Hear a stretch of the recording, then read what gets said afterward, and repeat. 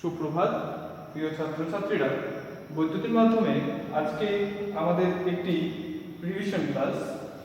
তো আর কিছুদিনের মধ্যেই তোমাদের পিরিয়ডিক টেস্ট 1 শুরু হচ্ছে। তো সেই হিসেবে তোমরা জানো, তোমরা তোমাদের সিলেবাস পেয়ে গিয়েছো। তো সেক্ষেত্রে এবার তোমাদের পাঠ্য বিষয় থাকছে জ্ঞানচক্ষু, আলোবাহু, তিন পাহাড়ের ঢেউ। তো এই তিনটি হচ্ছে কি, এই তিনটি হচ্ছে পাঠ্য বিষয়, অর্থাৎ কি টেক্সচুয়াল। আর এটা হচ্ছে কি ব্যাকরণের থেকে সন্ধি। সন্ধি তোমাদের এর আগেও ছিল, এর আগেও তোমরা প্রত্যেকটি ক্লাসে সন্ধি করেছো। তো সেক্ষেত্রে সন্ধি নিয়ে আলাদা কোনো রকম ভিত্তি থাকা উচিত না। তো তবুও আমি হচ্ছে যে আজকে এই সামগ্রিক আলোচনামূলক ক্লাসটিতে সেই বিষয়কে উপস্থাপন করব। দেখো, প্রথমেই বলছি জ্ঞানচক্ষুর কথা। তো জ্ঞানচক্ষু গল্পে লেখককে, জ্ঞানচক্ষু গল্পের লেখক, তো সেক্ষেত্রে আমরা লেখক বলছি, কিন্তু আসলে হচ্ছে জ্ঞানচক্ষু গল্পের লেখিকা হলেন কে? আশাপূর্ণা দেবী। তাহলে জ্ঞানচক্ষু গল্পের লেখিকাকে আশাপূর্ণা দেবী। তোমাদের হচ্ছে কি, যেহেতু হচ্ছে এমসিকিউ পার্ট রয়েছে গুগল ফর্মে, 10 মার্কসের এমসিকিউ কোশ্চেন রয়েছে। তো সেক্ষেত্রে হচ্ছে কি যে প্রত্যেকটি গল্পের নাম এবং হচ্ছে তাদের যে রাইটার রয়েছে, সেই কবিতা হলে কবি বা হচ্ছে যে গল্প হলে সেক্ষেত্রে লেখকের নাম, এই বিষয়গুলো একটু ভালো করে অত্যন্ত সুন্দরভাবে পড়ে নেবে। তাহলে হচ্ছে কি, কারণ যেখানে হচ্ছে কি এবারে তোমাদের হচ্ছে কোশ্চেনের যে সেক্ষেত্রে ফরম্যাটটা কি রয়েছে, আমরা এমনিতে জানি যে আমাদের 5 মার্কসের কোশ্চেন প্যাটার্ন রয়েছে কত 1 + 2 + 2। তো সেক্ষেত্রে আমাদের এবার একটু আলাদা, সেটা হচ্ছে 3 মার্কসের ব্রাড কোশ্চেন। তো সেজন্য হচ্ছে কি, সেজন্য 1 + 2 একটা ফরম্যাট, আর হচ্ছে কি আর 1 + 1 + 1 = 3। তো সেক্ষেত্রে এটা হচ্ছে আরেকটা ফরম্যাট। তো এই হিসেবে আমাদেরকে এবার করতে হবে। তো মনে করো জ্ঞানচক্ষু গল্পের লেখিকা কে? ঠিক আছে, স্বাভাবিকভাবে দেওয়া থাকলো যে কি মহাশ্বেতা দেবী,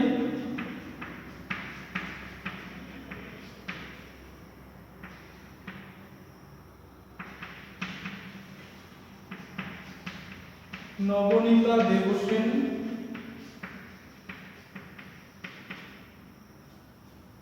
আর হচ্ছে কি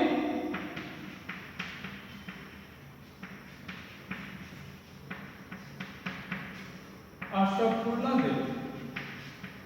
তোমরা যেহেতু হচ্ছে কি, যেহেতু বিষয়টা জানো, তো সেক্ষেত্রে তোমাদের দেখবে যে কি যাদের কাছে সাহিত্য সঞ্চয়ন রাজকাহিনী এই বইটি রয়েছে, তারা অবশ্যই জানবে কি, অবশ্যই দেখবে যে বইয়ে প্রত্যেকটা টেক্সটের পেছনে হচ্ছে কি যে অনুশীলনী দেওয়া রয়েছে, নিজে করা অংশের মধ্যে এই ধরনের এমসিকিউ অনেক দেওয়া রয়েছে।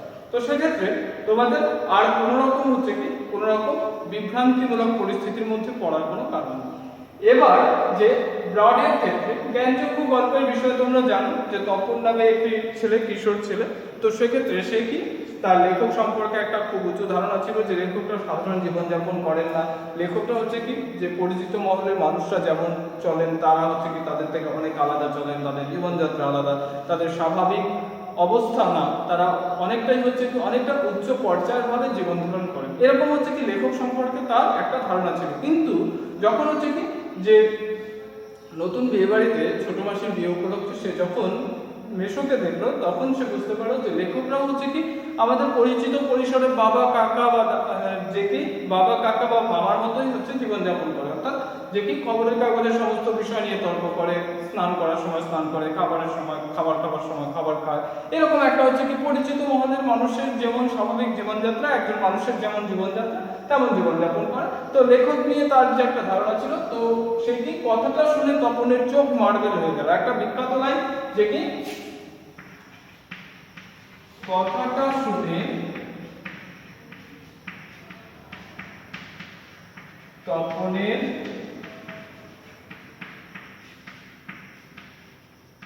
চোখ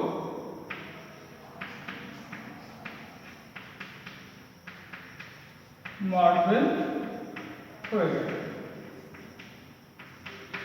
এরকম হচ্ছে কি যে কথাটা শুনে তপনের চোখ মার্বেল হয়ে গেল।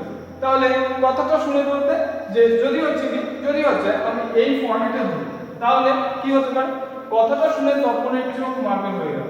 কি হতে পারে, কার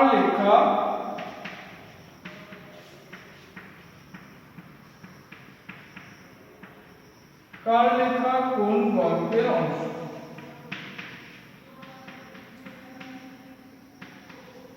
তারপর কি, কথাটা শুনে তপনের চোখ মার্বেল হয়ে গেল। কোন কথায়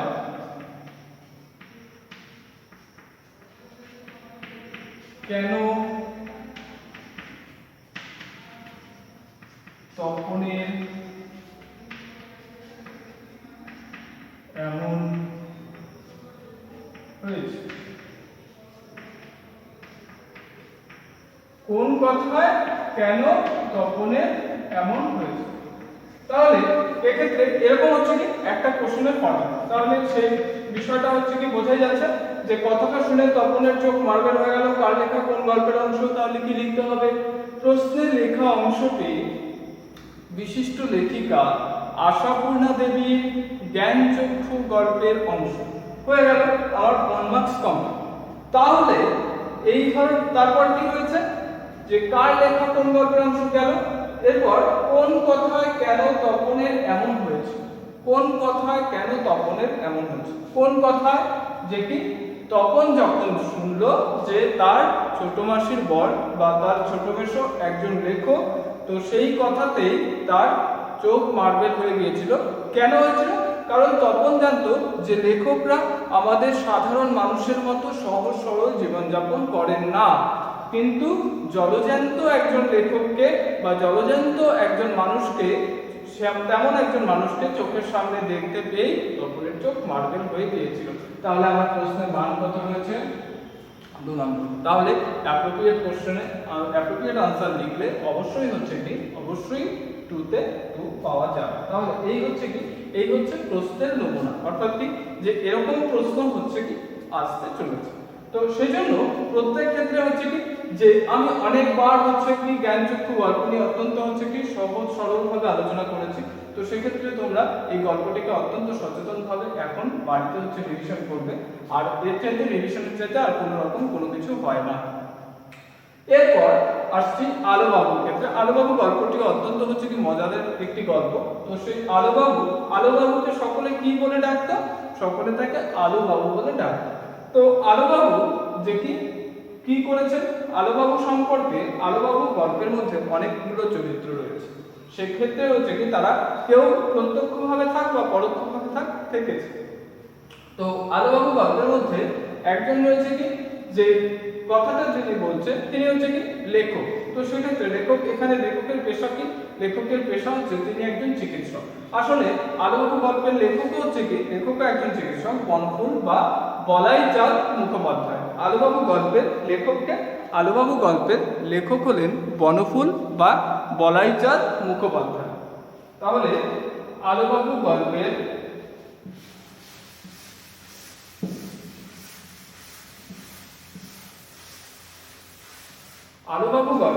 লেখককে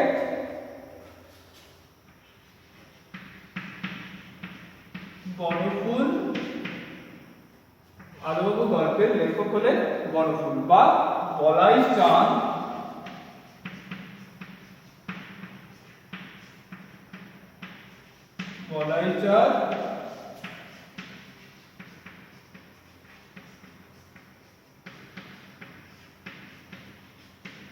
আলোবাবু গল্পের লেখক হচ্ছে বনফুল বা বলাইচাঁদ মুখোপাধ্যায়। তো সেক্ষেত্রে হচ্ছে কি এমন প্রশ্ন হতে পারে যে বনফুলের প্রকৃত নাম কি, ঠিক আছে, বনফুলের প্রকৃত নাম বলাইচাঁদ মুখোপাধ্যায়। তো সেক্ষেত্রে হচ্ছে কি এখানে 2-3টে অপশন দেওয়া থাকতে পারে। এই জাতীয় হচ্ছে কি এরকম ভাবে এই আলোবাবু এমসিকিউ গুলো এই টাইপের হবে। তো সেক্ষেত্রে আবার বলছি যে আলোবাবু গল্পের মধ্যে চরিত্র কারা কারা রয়েছে, লেখক বলতে পারো, সেক্ষেত্রে হচ্ছে কি কথক লিখলে অনেক ভালো। এই হলো একজন। তারপর রয়েছে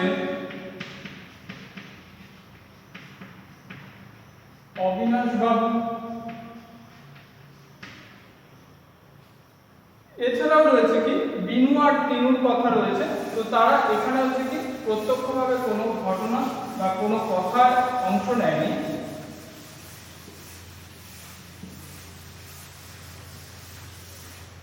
এখন মূল চরিত্রকে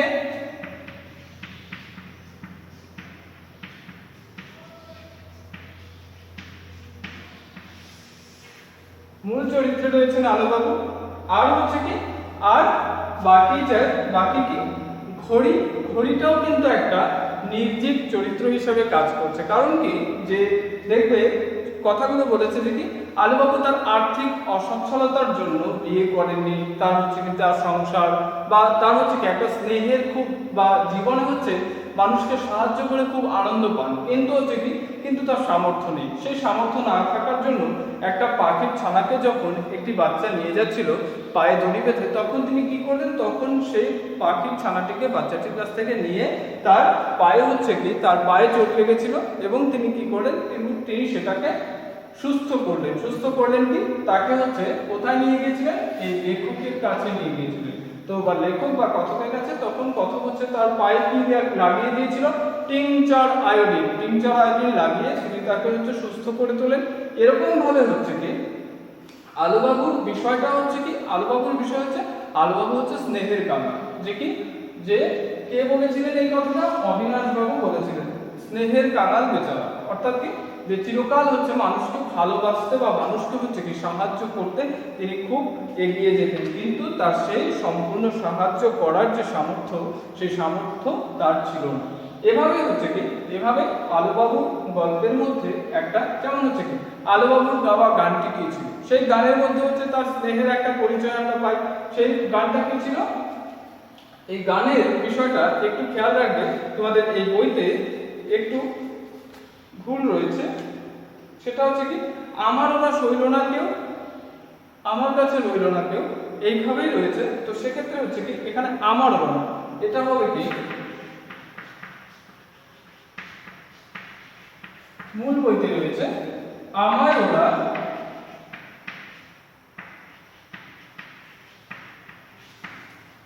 সইল না কেউ,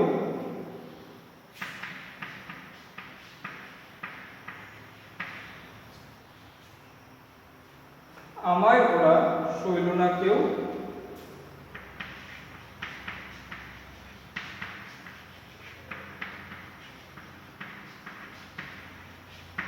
আমার কাছে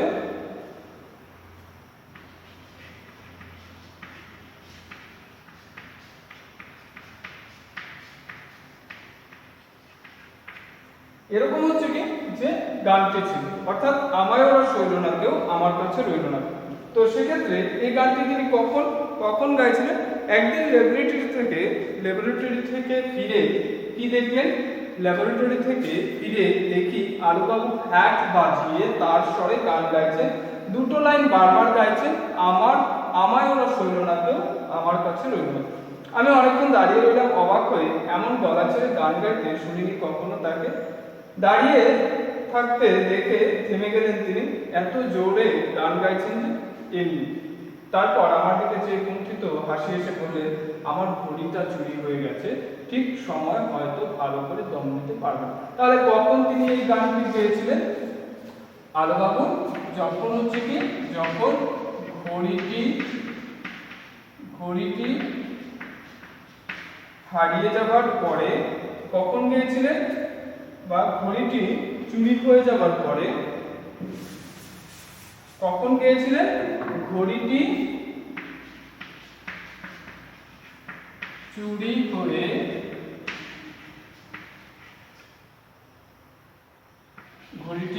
হয়ে যাবার পর।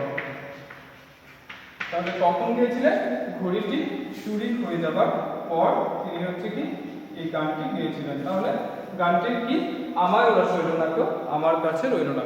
এভাবে হচ্ছে কি যেমন ধরো হতে পারে যে আমায় ওরা সইল না কেউ, আমার কাছে রইল না কেউ কোন রচনার অংশ, আর হচ্ছে কি কে কখন এই কথা বলেছিলেন, সেক্ষেত্রে হচ্ছে কি কোশ্চেনের ফরম্যাট হচ্ছে সেই একই রকম হতে পারে 1+2। এরকম ভাবে আলুবাবুর থেকেও আরো অনেক জায়গা রয়েছে, যেমন ধরো দেখি বেচারা স্নেহের কাঙাল, ঠিক আছে, বা স্নেহের কাঙাল বেচারা, ঠিক আছে। কথাটি কে বলেছিলেন, কার সম্পর্কে বলেছিলেন, এ কথা বলার কারণ কি, ঠিক আছে, কে বলেছিলেন? অবিনাশ বাবু আলো বাবুর সম্পর্কে এ কথা বলেছিলেন। কেন বলেছিলেন? কারণ অবিনাশ বাবুর বাড়িতে হচ্ছে আলো বাবু থাকতেন, তো সেক্ষেত্রে থাকবার সময় তিনি কি করেছিলেন? অবিনাশ বাবুর ছেলে সেই কুকুরটিকে অত্যন্ত তার ছেলেটি যত্ন করতে পারতো না, তো তিনি সেই কুকুরটিকে যত্ন করে তাকে পরিষ্কার পরিচ্ছন্ন করেছিলেন এবং তার সঙ্গে খেলা করতেন। তো সেই বিষয়টা অবিনাশ বাবু জানতেন, তো সেই জন্য অবিনাশ বাবু বলেছেন যে বেচারা স্নেহের কারণে। এছাড়াও আমরা আরো অনেক দৃষ্টান্ত পেয়েছি, যেমন সেই পাখিটিকে সেবা করা, তারপর তারপর কুকুরটাকে পরিষ্কার পরিচ্ছন্ন করে দেওয়া, তারপর যে হাসপাতালের রোগীর কথায় তিনি ভেবেছিলেন আর জানতেন না, আলো বাবু এটা সবচেয়ে একটা নেতিবাচক বা তার অজ্ঞতার দিক, সেটা তিনি জানতেন না যে কিসে কি হয়, সেই কারণে রোগীর ক্ষতস্থানে তিনি কার্বনিক অ্যাসিড ঢেলে দিয়েছিলেন, যাতে করে রোগীটি অত্যন্ত যন্ত্রণা পেয়েছিল। তো সেটা আসলে তিনি কি যন্ত্রণা দেবার জন্য করেছিলেন? করেননি। তিনি কেন করেছিলেন? তিনি ভেবেছিলেন যে রোগীটা যাতে সুস্থ হয়ে ওঠে, রোগীর যাতে যন্ত্রণার উপশম হয়, এটাই তিনি চেয়েছিলেন। তো তেমন ঘটনাগুলো আলোবাবু যে একজন অত্যন্ত কোমল স্বভাবের এবং যে সহানুভূতিপূর্ণ হৃদয়ের মানুষ, তো সেটাই আমরা আলোবাবুর মধ্যে দেখি। তো এরকম ভাবে আলোবাবুর নানান ঘটনাগুলো আমরা এখানে পেয়েছি। তো সেভাবেই সেভাবেই তোমাদের আলোবাবুর বিষয়ে তোমাদের লিখতে হবে। তারপর যেমন ধরো যে আলোবাবুর জীবনের সবচেয়ে স্নেহের বিষয় কোনটি ছিল? তো সেক্ষেত্রে জীবনে বিয়ে থা করেননি, সংসার হয়নি, তারপর তারপর সমস্ত জিনিসে তার মানে তিনি হাসপাতালে একটা প্রবেশনাল ড্রেসারের কাজ পেয়েছিলেন, তাই তো? তো সেই প্রবেশনাল ড্রেসারের কাজ করতে গিয়ে তাকে মাইনে দেওয়া হতো কত? তার মাইনে ছিল 10 টাকা, ঠিক আছে। এই 10 টাকা মাইনে তো তিনি সেই কাজে ঢুকেছিলেন। তো সেক্ষেত্রে তার বেতন বাড়বে কখন? যদি পরীক্ষা দিয়ে পাস করে। সিভিল সার্জনকে বলে কত তার চাকরিটা জুটিয়ে দিয়েছিলেন। কিন্তু যে আলোবাবু সেই অতিরিক্ত সহানুভূতির কারণে হাসপাতালের চাকরিটাও গেল। কেন গেল? কারণ তিনি রোগীর ক্ষতস্থানে কার্বনিক অ্যাসিড ঢেলে দিয়েছিলেন। এরকম ঘটনাগুলো আলোবাবু মানুষটি অত্যন্ত স্নেহপ্রবণ একজন মানুষ, তার তার প্রমাণগুলো আমরা এভাবে পেয়েছি। তো এই জাতীয় প্রমাণগুলো একটা বিশেষ প্রশ্ন হতেই পারে যে আলোবাবু যে সহানুভূতিপূর্ণ হৃদয়ের পরিচয় আমরা পেয়েছি, তার যে কোনো দুটি দৃষ্টান্ত উল্লেখ করে এরকম পাওয়া যেতে পারে। তো সেক্ষেত্রে আমি যে বিষয়গুলো আলোচনা করলাম সেটাই তোমরা সহজভাবে উপস্থাপন করে দেবে।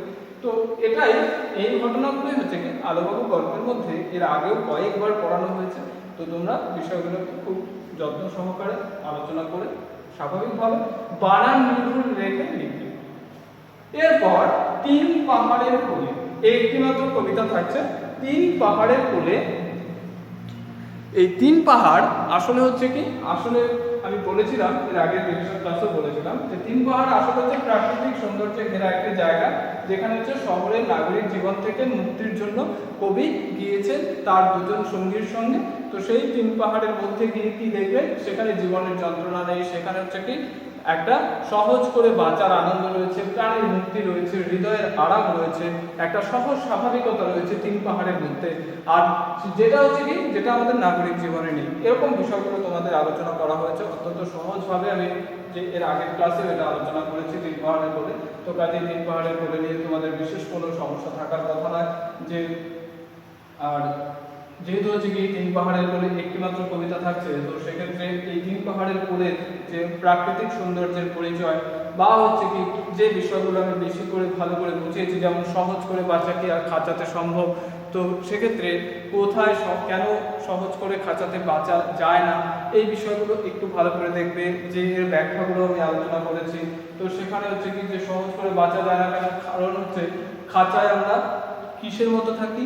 খাঁচায় আমরা আবদ্ধ বন্য জন্তুর মতো থাকি। তো সেক্ষেত্রে খাঁচার মধ্যে আমাদের কি নেই? খাঁচার মধ্যে আমাদের প্রাণের আরাম নেই, খাঁচার মধ্যে আমরা আমাদের মতন করে বাঁচতে পারি না, খাঁচার মধ্যে আমরা অন্যের মতন বা অন্যের কথায় বেঁচে থাকি। তো এই দিকগুলোই এই দিকগুলোই আমাদের আলোচনার মধ্যে উঠে আসবে। আমি আশা করব যে তোমরা খুব সহজভাবে কবিতাটা বুঝতে পেরেছো এবং কবিতার যে আলোচনা সেই আলোচনা থেকে তোমরা এর উত্তরও লিখতে পারো। যেমন হচ্ছে কি যে আমি কবিতা আলোচনা করার সময় অনেকগুলো পয়েন্টস হচ্ছে তোমাদের লিখিয়ে দিয়েছি, তো সেই পয়েন্টসগুলোই হচ্ছে কি কবিতার ক্ষেত্রে বা হচ্ছে 3 মার্কসের কোশ্চেন আনসারের জন্য তোমরা ব্যবহার করতে পারবে। এইভাবেই হচ্ছে কি এইভাবেই আলোবাহু গল্পের মধ্যে এইভাবে 3 পাহাড়ের কোলে কবিতার মধ্যে একটা সুন্দর, সহজ, সুস্থ এবং মনোগ্রাহী পরিবেশ কবি ফুটিয়ে তুলেছে। যেখানে হচ্ছে কি রয়েছে, চারদিকে বনভূমি রয়েছে, পাহাড় রয়েছে, তার পাশে হচ্ছে ঝর্ণা রয়েছে, টিলা, পাথর, এই সমস্ত কিছু মিলে একটা অপূর্ব রমণীয় পরিবেশ তৈরি হয়েছে। এবং 3 পাহাড়ের মধ্যে শুধুমাত্র যে প্রাকৃতিক সৌন্দর্য রয়েছে তা না, সেই 3 পাহাড়ের সৌন্দর্যকে আরো পরিপূর্ণতা বা নকশি কাঁথার মতো সুন্দর করে তুলেছে যে সেই 3 পাহাড়ের নকশি কাঁথায় শিশুদের কলরব, অর্থাৎ কি যে ছোট্ট ছোট্ট শিশুদের উৎফুল্ল আনন্দ, উৎফুল্লতা, তাদের হচ্ছে কি তাদের সুন্দর স্বাভাবিক, তাদের হচ্ছে কি একটা যে প্রাণের আবেগ, সেই আবেগটা 3 পাহাড়ের সৌন্দর্যকে অনেক বেশি মাধুর্যময় করে তুলেছে। এরকম ভাবে হচ্ছে কি তোমাদের টেক্সটগুলো এবার থাকছে। তো সেক্ষেত্রে 3টে টেক্সট খুব ভালো করে তোমরা করতে পারবে। আর এই সন্ধির ক্ষেত্রে দেখবে যে কি কোন জায়গাগুলো ভালো করে দেখতে হবে। সন্ধির ক্ষেত্রে আমি আবারও বলে দিচ্ছি, দেখবে তোমাদের হচ্ছে কি তোমাদের যে সন্ধি রয়েছে সেক্ষেত্রে হচ্ছে কি কম্প্রিহেনশনের জন্য আরেকটা বিষয় যে তোমাদের হচ্ছে কি 3 মার্কসের একটা কম্প্রিহেনশন থাকবে। তো সেই কম্প্রিহেনশনটা খুব ভালো করে, অত্যন্ত ছোটই থাকবে, তো সেটা ভালো করে পড়ে করবে, কোনো গ্রামাটিক্যাল মিস্টেক করবে না। আর দেখো সন্ধি বিচ্ছেদের জন্য আমি বলে দিচ্ছি, আলোবাবু গল্পের 27 নম্বর পেজেও সন্ধি রয়েছে। তারপর হচ্ছে কি জ্ঞানচক্ষু গল্পের নিজে করা অংশের মধ্যেও দেখবে অনেক সন্ধি রয়েছে 16 নম্বর। তো সেই জাতীয় সন্ধির জায়গাগুলো তোমরা খুব ভালো করে দেখবে, কারণ হচ্ছে কি যে 3 মার্কসের গ্রামার থাকছে, তো সেই 3 মার্কসের গ্রামারের জন্য এই জায়গাগুলো আমাদের অত্যন্ত জরুরি এবং এগুলো খুব ভালো করে দেখতে হবে। কারণ যে টেক্সচুয়াল গ্রামার সিবিএসই স্ট্যান্ডার্ডে 10 স্ট্যান্ডার্ডে সিবিএসই বোর্ডের 10 স্ট্যান্ডার্ডে হচ্ছে কি টেক্সচুয়াল গ্রামারগুলো অত্যন্তভাবেই গুরুত্বপূর্ণ, অর্থাৎ টেক্সচুয়াল গ্রামারগুলোই হচ্ছে ঘুরে ফিরে প্রত্যেক বছর আসে। যদি হচ্ছে তোমরা আগের বছরের প্রশ্নপত্রগুলো দেখো তাহলে দেখবে যে কি ঘুরে ফিরে সেই প্রশ্নগুলোই বারবার আসছে। তো সেজন্য হচ্ছে কি বারবার হচ্ছে রিভিশন, আর রিভিশনের মধ্য দিয়ে হচ্ছে কি আমাদের ধারণা অনেক স্বচ্ছ হয়ে যায়। তো এজন্যই হচ্ছে কি আমি বারবার বলছি যে টেক্সচুয়াল গ্রামারগুলো খুব ভালো করে করবে। আর হচ্ছে 3 পাহাড়ের কোলেতে দেখো ওখানে মনভূমি রয়েছে, বিসর্গ সন্ধি একটা, তারপর বনযোগ ভূমি। আমি আরেকবার আলোচনা করে দিচ্ছি সন্ধিগুলো। আলোবাবুর ক্ষেত্রে সন্ধিতে দেখো কি কি রয়েছে। নমস্কার, বোঝাই যাচ্ছে এটা বিসর্গ সন্ধি, কারণ দন্তস্ব রয়েছে, স্বজাত বিসর্গ, নম যোগকার, সাথে 7 যোগ 1, পরিষ্কার, এটাও বিসর্গ সন্ধি, কারণ মূর্ধন্যস্বর ব্যবহার রয়েছে, পরি যোগকার। ঠিক আছে, তো এই ধরনের সন্ধিগুলো তোমরা খুব ভালো করে পড়বে। আর জ্ঞানচক্ষুর যে সন্ধি রয়েছে, সন্দেহ ময়ের একটা ব্যঞ্জন সন্ধি, সংযোগ দেহ, আশ্চর্য, আযোগ, চর্য, অর্ধেক, অর্ধযোগ 1, অহরহ, অহ বিসর্গযোগ অহ, দৃষ্টি, দৃশ যোগ 3, কৃতার্থ, কৃত যোগ অর্থ, একাসনে 1 যোগ আসনে, আষ্টেক, অষ্টযোগ 1, সর্বাগ্রে, সর্বযোগ অগ্রে, পরিষ্কার, এটা হচ্ছে কি বিসর্গ, এটা হচ্ছে একটা বিসর্গ সন্ধি, পরি যোগ কার, আর প্রত্যেক, প্রতিযোগ 1। তো এভাবে হচ্ছে কি যে সন্ধিগুলো এই ধরনের সন্ধি থাকবে, এগুলোই থাকবে সেটা আমি বলবো না, যে এই ধরনের সন্ধি থাকবে। অর্থাৎ সন্ধি যেহেতু হচ্ছে কি কম্প্রিহেনশনে সিবিএসই স্ট্যান্ডার্ডে হচ্ছে সমস্তই দিয়ে দেয়, তো সেই কারণেই হচ্ছে কি সেই কারণে সন্ধিটা কিন্তু নেক্সট থাকছে। আরেকটা বিষয় বানানের ক্ষেত্রে অত্যন্ত সচেতনভাবে লিখবে, কারণ এটা 10 স্ট্যান্ডার্ড, এরপরে আর কোথাও হচ্ছে কি এরপরে আর সংশোধনের জায়গা নেই। ঠিক আছে, অর্থাৎ একটা সময় পর্যন্ত আমাদের সংশোধন চলে, তারপর আর আমাদের সংশোধনের কোনো পর্ব থাকে। তো সেই জন্যই আমি আবারও বলে দিচ্ছি যে বানানের ক্ষেত্রে অত্যন্ত সচেতন থাকবে এবং প্রত্যেকটা বিষয়, যে গল্প, জ্ঞানচক্ষু, আলোবাবু, 3 পাহাড়ের কোলে, যে কোনো নোটস বই পড়ে আনসার লিখতে যাবে না। কি করবে, শুধু তোমাদের যে টেক্সট রয়েছে সেই টেক্সট বই পড়ে এবং আমার এই আলোচনা থেকেই তোমরা আনসার যে কি 3 মার্কসের কোশ্চেন ব্রড, তো সেক্ষেত্রে সেটা লিখতেই পারবে, তাতে কোনো সন্দেহ নেই। বা কোনো রকম নোট বই, কোনো রকম অতিরিক্ত কিছু এই সমস্ত করার কোনো প্রয়োজন নেই। স্বাভাবিকভাবে আমি যে স্বচ্ছ সুন্দর আলোচনা করে দিয়েছি তাতে করেই কিন্তু তোমরা স্বাভাবিকভাবে লিখতে পারবে এবং বানানের ক্ষেত্রে সচেতন থাকবে। আর তোমাদের বলে দিচ্ছি, কোশ্চেন প্যাটার্ন তোমরা দেখেছো যে কোন টাইপের মার্কস ডিভাইডেশনটা কি হবে সেটা আমি দেখিয়ে দিয়েছি। আরেকটা বিষয় এখানে সচেতন থাকবে, সেটা হচ্ছে আনসিন প্যাসেজটা ভালো করে পড়ে অ্যাটেন্ড করবে। তাহলে আশা রাখছি যে তোমরা সকলে এই বাড়িতে অর্ধেক সময় পাচ্ছ এবং সুস্থ সুন্দর স্বাভাবিকভাবে সময়টাকে কাজে লাগাচ্ছ। এখন পড়ারও যথেষ্ট সময় হাতে রয়েছে, তো সেই জন্য স্বাভাবিকভাবে তোমরা রিভিশন করো, রিভিশনের চাইতে আর কোনো কিছুই হবে না। তো আজকের ক্লাসটি এই পর্যন্ত, ধন্যবাদ।